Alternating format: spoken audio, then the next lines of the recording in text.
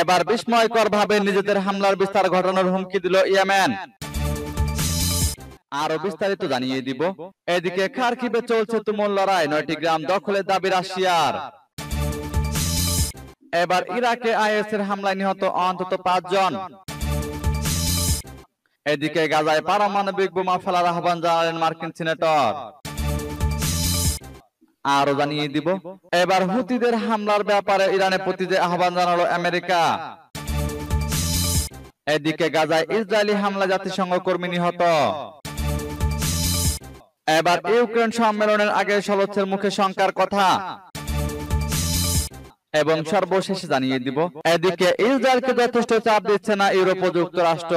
শুনছিলেন সংবাদ শিরোনাম, এখন বিস্তারিত। তবে তার আগে অনুরোধ থাকবে এই ভিডিওতে একটি লাইক দিন এবং কমেন্টস করে জানিয়ে দিন আপনি কোন জেলা থেকে বা কোথা থেকে আমাদের সাথে যুক্ত রয়েছেন। এবং সংবাদের সর্বশেষ গুরুত্বপূর্ণ আপডেট পেতে চ্যানেলটি সাবস্ক্রাইব করে আমাদের সঙ্গেই থাকুন। এবার বিস্ময়কর ভাবে নিজেদের হামলার বিস্তার ঘটানোর হুমকি দিল ইয়েমেন। বিস্ময়কর ভাবে হামলার বিস্তার ঘটানোর হুমকি দিয়েছে ইয়েমেনের সশস্ত্র বাহিনী। ইয়েমেনের সেনা মুখপাত্র ব্রিগেডিয়ার জেনারেল ইয়াহিয়া সারি সোমবার সানায় এক বক্তব্যে এ হুঁশিয়ারি উচ্চারণ করেন। তিনি বলেন, গাজা আমাদের জন্য রেড লাইন, ফিলিস্তিনের পবিত্র স্থানগুলো এবং ইসলাম আমাদের রেড লাইন, এবং এসব বিষয়ে আমরা আপোষ করব না।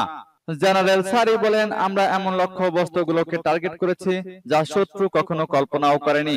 এমনকি ইয়েমেনের জনগণ বা আরব দেশগুলোর জনগণেরও কল্পনা এসব ছিল না। সারি সতর্ক করে দিয়ে আরো বলেন, যেসব কোম্পানি ইসরায়েলি বন্দরগুলোতে পণ্য পৌঁছে দেয় সেসব কোম্পানির বিরুদ্ধে ইয়েমেন নিষেধাজ্ঞা আরোপ করবে, এবং এক্ষেত্রে ওই কোম্পানিগুলো কোন দেশের তা লক্ষ্য করা হবে না। এরপর ওইসব কোম্পানির যে কোনো জাহাজ ইয়েমেনের হামলার আওতায় আসলেই সেগুলোতে হামলা চালানো হবে, এবং তখন আর সেগুলোর গন্তব্য লক্ষ্য করা হবে না। ইয়েমেনের সশস্ত্র বাহিনীর মুখপাত্র বলেন, ইহুদিবাদী শত্রু যদি গাজায় গণহত্যা চালিয়ে যায় তাহলে আল্লাহর ইচ্ছায় ও শক্তিতে আমরা গাজাবাসীর সমর্থনে 5ম ও 6ষ্ঠ পর্যায়ের অভিযান শুরু করব। সূত্র পার্স টুডে। এদিকে খারকিভে চলছে তুমুল লড়াই, 9টি গ্রাম দখলের দাবি রাশিয়ার। ইউক্রেনের পূর্ব এবং উত্তর পূর্ব অঞ্চলে তুমুল লড়াই চলছে, যেখানে রাশিয়ার বাহিনী শুক্রবার আকস্মিক অভিযান শুরু করার পর 9টি গ্রাম দখল করার দাবি করেছে। এই অভিযানের মাধ্যমে রাশিয়া ইউক্রেনের খারকিভ অঞ্চলে নতুন একটি রণাঙ্গন খুলেছে। ইউক্রেনের সেনাবাহিনী জানায়, রোববার সীমান্তের 5টি এলাকায় রাশিয়া 22টি হামলা চালায়, যার মধ্যে 14টি চলমান ছিল। তারা বলছে খারকিভের পরিস্থিতি খুব জটিল এবং পরিবর্তনশীল। সোমবার খারকিভের আঞ্চলিক গভর্নর ওলেহ সিনেহুব সামাজিক মাধ্যমে বলেন, বিগত 24 ঘন্টায় 30টিরও বেশি শহর এবং গ্রামের উপর শত্রুর আর্টিলারি এবং মর্টার আক্রমণ হয়েছে, যাতে কমপক্ষে 9 জন আহত হয়েছে। ওলেহ সিনেহুব বলেন, কয়েকটি এলাকায় রুশ জঙ্গি বিমান থেকে হামলা চালানো হয়। তিনি আরো বলেন, অভিযান শুরু হওয়ার পর থেকে প্রায় 6000 মানুষকে তাদের ঘরবাড়ি থেকে সরিয়ে নেওয়া হয়েছে। সীমান্তবর্তী শহর ভবসানস্কে মাত্র 200 থেকে 300 বাসিন্দা রয়ে গেছে। যুদ্ধের আগে এই শহরের জনসংখ্যা ছিল 2500 জন। সোমবার ইউক্রেনের সেনাবাহিনী বলেছে, তারা খারকিভের উত্তরে রাশিয়ার বাহিনীকে লুকিয়ানোটস্কি গ্রামের কাছে আসতে বাধ্য করেছে। তবে তারা বলেছে, রাশিয়ানরা সেখানে আংশিক সাফল্য অর্জন করেছে এবং ভবসানস্ক শহরের 5 ব্যাটালিয়নের মতো উল্লেখযোগ্য সংখ্যায় সেনা মোতায়েন করতে সক্ষম হয়েছে। এবার ইরাকে আইএসের হামলায় নিহত অন্তত 5 জন। ইরাকের কেন্দ্রীয় প্রদেশের একটি গ্রামে সশস্ত্র গোষ্ঠী ইসলামিক স্টেটের সঙ্গে সেনাবাহিনীর সংঘর্ষে দেশটির 5 জন সেনা সদস্য নিহত হয়েছেন। সোমবার এক বিবৃতিতে স্থানীয় কর্মকর্তারা এ তথ্য নিশ্চিত করেন। মঙ্গলবার ভারতীয় সংবাদ মাধ্যম এনডিটিভির এক প্রতিবেদনে এ তথ্য প্রকাশ করা হয়। বিবৃতিতে বলা হয়, সোমবার আইএস সদস্যরা মাতে বিজা নামে ইরাকের কেন্দ্রীয় প্রদেশের একটি গ্রামের সালেউদ্দিন পোস্টে হামলা চালায়। এতে সেনাবাহিনীর সঙ্গে সংঘর্ষ হয়। এতে এক কর্মকর্তা সহ ইরাক সেনাবাহিনীর 5 সদস্য প্রাণ হারান। দেশটির প্রতিরক্ষা মন্ত্রণালয় এক বিবৃতিতে জানায়, আইএস গোষ্ঠীর সঙ্গে লড়াইয়ের সময় সেনাবাহিনীর ঊর্ধ্বতন এক অফিসার ও তার রেজিমেন্টের বেশ কয়েকজন সদস্য নিহত হয়েছেন। প্রসঙ্গত, 2014 সালে ইরাক এবং সিরিয়ার এক বিশাল অংশ দখল করে খিলাফত ঘোষণা করে সশস্ত্র গোষ্ঠী আইএস। এরপর থেকে এই গোষ্ঠীটি বিভিন্ন জায়গায় হামলা শুরু করে। 2017 সালে ইরাকে মার্কিন সামরিক জোটের নেতৃত্বাধীন ইরাক সেনাবাহিনী আইএস গোষ্ঠীকে পরাজিত করতে সক্ষম হয়। তবে 2019 সালে মার্কিন নেতৃত্বাধীন কুর্দি বাহিনী সিরিয়ায় আইএস গোষ্ঠীকে হারাতে ব্যর্থ হয়। এরপর থেকে দেশটির প্রত্যন্ত গ্রাম অঞ্চল এবং মেরু অঞ্চলে এ জঙ্গি গোষ্ঠীর সদস্যরা হামলা চালিয়ে যাচ্ছিল।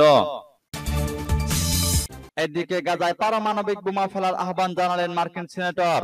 ফিলিস্তিনি স্বাধীনতাকামীদের সংগঠন হামাসকে নির্মূল না করা পর্যন্ত গাজায় অভিযান চালানোর ঘোষণা দিয়েছে ইসরায়েল। এমন পরিস্থিতিতে গাজায় পারমাণবিক বোমা ফেলার আহ্বান জানিয়েছেন মার্কিন সিনেটর লিন্ডসে গ্রাহাম। রাশিয়ান সংবাদ মাধ্যম আরটির এক প্রতিবেদনে এ তথ্য জানানো হয়েছে। মার্কিন ওই সিনেটর বলেন, চলমান অস্তিত্বের যুদ্ধে হামাসের বিরুদ্ধে ইসরায়েলে জয় পাওয়ার জন্য তাদের যা প্রয়োজন তাই করতে হবে। তিনি বলেন, ঠিক যেভাবে দ্বিতীয় বিশ্বযুদ্ধের সময় জাপানের হিরোশিমা ও নাগাসাকিতে যুক্তরাষ্ট্রের পারমাণবিক বোমা ফেলাও ন্যায়সঙ্গত ছিল। রোববার এনবিসি নিউজের এক সাক্ষাৎকারে তিনি বলেন, গাজায় বেসামরিক হতাহতের জন্য হামাস দায়ী। এ যুদ্ধে বিজয় অর্জন না হওয়া পর্যন্ত তিনি ইসরায়েলকে লড়াই চালিয়ে যাওয়ার আহ্বান জানান, আর সেটা যে কোনো মূল্যেই হোক না কেন। গ্রাহাম বলেন, পার্ল হারবারে হামলার পরে যখন আমরা জাতি হিসেবে জার্মান এবং জাপানিদের সঙ্গে যুদ্ধে ধ্বংসের মুখোমুখি হয়েছিলাম, আমরা হিরোশিমা ও নাগাসাকিতে পারমাণবিক অস্ত্র দিয়ে বোমা হামলা করে যুদ্ধ শেষ করার সিদ্ধান্ত নিয়েছিলাম। সুতরাং ইসরায়েলকে ইহুদি রাষ্ট্র হিসেবে টিকে থাকার জন্য যা প্রয়োজন তাই করতে হবে। তিনি বলেন, ইসরায়েলকে বোমা দেওয়া উচিত যাতে করে তারা এ যুদ্ধ শেষ করতে পারে। তারা এখানে হারতে পারে না। ইসরায়েলের কঠোর এই সমর্থক নিজ দেশের প্রেসিডেন্ট বাইডেনের তীব্র সমালোচনা করেন। তিনি বলেন, ইসরায়েলকে অস্ত্র দেওয়া বন্ধ করা উচিত হয়নি। এবার হুতিদের জাহাজে হামলার বিষয়ে ইরানের প্রতি যে আহ্বান জানালো আমেরিকা। বাণিজ্যিক জাহাজে ইয়েমেনের হুতি বিদ্রোহীদের হামলা থামাতে গোপন অস্ত্র সরবরাহ বন্ধে ইরানের প্রতি আহ্বান জানিয়েছে মার্কিন যুক্তরাষ্ট্র। জাতিসংঘের নিরাপত্তা পরিষদে যুক্তরাষ্ট্রের উপরাষ্ট্রদূত রবার্ট উড এই আহ্বান জানান। তিনি বলেন, ইয়েমেনে গৃহযুদ্ধ বন্ধে অবশ্যই ইরানকে হুতিদের সহযোগিতা বন্ধ করতে হবে। তিনি আরো বলেন, জাতিসংঘের নিষেধাজ্ঞা সত্ত্বেও ইরান হুতি বিদ্রোহীদের ব্যালিস্টিক এবং ক্রুজ ক্ষেপণাস্ত্র সরবরাহ করে, যার ব্যাপক প্রমাণ রয়েছে। যারা জাতিসংঘের নিষেধাজ্ঞা ভঙ্গ করে তাদের বিরুদ্ধে আরো অধিক পদক্ষেপ গ্রহণ করতে হবে। এদিকে লোহিত সাগর এবং এডেন উপসাগরে বাণিজ্যিক জাহাজে হামলার পেছনে কারণ হিসেবে হুতি বিদ্রোহীরা বলেছেন, তারা গাজায় ইসরায়েলি হামলা বন্ধ চায়। গত বছরের 7 অক্টোবর থেকে ফিলিস্তিনের গাজায় নির্বিচারে হামলা চালাচ্ছে ইসরায়েল। দীর্ঘ 7 মাসেরও বেশি সময় ধরে হামলা চালিয়ে তারা হামাসের মনোবল ভাঙতে পারেনি। এতে প্রাণ হারিয়েছেন 35,000-এর বেশি নিরীহ ফিলিস্তিনি। এদিকে গাজায় ইসরায়েলি হামলায় জাতিসংঘ কর্মী নিহত। গাজায় ইসরায়েলি বাহিনীর হামলায় জাতিসংঘের একজন কর্মী নিহত হয়েছে। মঙ্গলবার জাতিসংঘ এই তথ্য নিশ্চিত করেছে। সংস্থাটি জানায়, সোমবার হাসপাতালে যাওয়ার পথে দক্ষিণ গাজায় এই হামলার ঘটনা ঘটে। জাতিসংঘের গাড়িতে চড়ে রাফার নিকটবর্তী ইউরোপিয়ান হাসপাতালে যাওয়ার পথে হামলার শিকার হয় ওই কর্মীরা। এতে আরো একজন আহত হয়েছে। তবে জাতিসংঘ হামলার ঘটনায় ইসরায়েলের নাম সরাসরি উল্লেখ করেনি। আর ইসরায়েলি সামরিক বাহিনী জানাচ্ছে, তারা জাতিসংঘের গাড়িতে হামলার ঘটনাটি খতিয়ে দেখছে। তাদের প্রাথমিক দাবি, যুদ্ধক্ষেত্রে দিয়ে যাওয়ার সময় জাতিসংঘের গাড়িটি তাদেরকে রুট সম্পর্কে কোনো ধারণা দেয়নি। এবার ইউক্রেন সম্মেলনের আগে শোলৎসের মুখে শঙ্কার কথা। আগামী জুন মাসে সুইজারল্যান্ডে ইউক্রেন সংক্রান্ত আন্তর্জাতিক সম্মেলনকে ঘিরে জার্মানির চ্যান্সেলরের তেমন প্রত্যাশা নেই। জার্মানি ও নর্ডিক দেশগুলো ইউক্রেনের জন্য সামরিক সহায়তার অঙ্গীকার করেছে। আগামী কয়েক মাসে ইউক্রেন ও রাশিয়ার মধ্যে সংঘর্ষ আরো জোরালো হবে বলে যখন আশঙ্কা বাড়ছে, এর মাঝে ইউক্রেনের শান্তি ফেরানোর লক্ষ্যে আগামী জুন মাসে সুইজারল্যান্ডে এক আন্তর্জাতিক সম্মেলন অনুষ্ঠিত হবে। রাশিয়া অবশ্য সেই সম্মেলনে আমন্ত্রণ পায়নি। ফলে শান্তির ফর্মুলা সম্পর্কে ঐকমত্য সম্ভাব্য হলেও মস্কোর উপর তা কার্যকর করার জন্য চাপ দেওয়া কঠিন হবে বলে ধরে নেওয়া হচ্ছে। জার্মান চ্যান্সেলর ওলাফ শলৎ আগে ভাগে সুইজারল্যান্ডের সম্মেলন সম্পর্কে অবাস্তব প্রত্যাশা সম্পর্কে সতর্ক করে দিয়েছেন। জার্মানির স্টার্ন পত্রিকার সঙ্গে এক সাক্ষাৎকারে তিনি মনে করিয়ে দিয়েছেন, সেই সম্মেলনে ইউক্রেন যুদ্ধের সমাপ্তি সম্পর্কে দর কষাকষি হবে না। সবকিছু ভালোভাবে এগোলে বড়জোর রাশিয়া ও ইউক্রেনের মধ্যে সরাসরি সংলাপ ঘটতে পারে বলে শলৎ মনে করেন।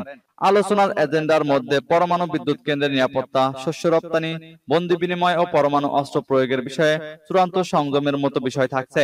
ইউক্রেনের জন্য ইউরোপের বাকি দেশগুলো যথেষ্ট অস্ত্র দিচ্ছে না বলে শলৎ কিছুটা ক্ষোভ প্রকাশ করেন। এদিকে ইসরায়েলকে যথেষ্ট চাপ দিচ্ছে না ইউরোপ ও যুক্তরাষ্ট্র, অভিযোগ এরদোগানের। গাজায় যুদ্ধবিরতি কার্যকরে ইসরায়েলকে যথেষ্ট চাপ দিচ্ছে না যুক্তরাষ্ট্র ও ইউরোপ। রোববার এমন অভিযোগ করেছেন তুরস্কের প্রেসিডেন্ট রিসেপ তাইপ এরদোগান। খবর বার্তা সংস্থা রয়টার্সের।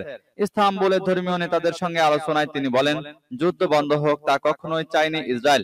সে কারণে হামাস যুদ্ধবিরতি চুক্তি নিয়ে আপোষ ও ইতিবাচক সাড়া দেওয়ার পরও হামলা চালিয়ে যাচ্ছে, তারা হত্যা করছে সাধারণ মানুষকে। পশ্চিমাদের তীব্র সমালোচনা করে এরদোগান বলেন, যুদ্ধবিরতির প্রস্তাবে নেতানিয়াহু সরকারের প্রতিক্রিয়া ছিল রাফার নিরীহ জনগণের উপর হামলা। এমন আচরণের পরও কি তারা কঠোর কোনো পদক্ষেপ দেখেছে? ইউরোপ বা আমেরিকা কেউই উল্লেখযোগ্য কোনো প্রতিক্রিয়া দেখায়নি যা যুদ্ধবিরতির জন্য ইসরায়েলের উপর চাপ তৈরি করতে পারে। তারা তেল আবিবের প্রতি নিঃশর্ত সমর্থন দিয়ে যাচ্ছে। উল্লেখ্য, ইসরায়েলের বিরুদ্ধে একাধিকবার গণহত্যার অভিযোগ তুলেছেন এরদোগান। আন্তর্জাতিক ন্যায় বিচার আদালতে তেল আবিব বিরোধী হামলায় অংশ নেওয়ার পাশাপাশি বাণিজ্যিক সম্পর্ক ছিন্ন করেন দেশটির সঙ্গে।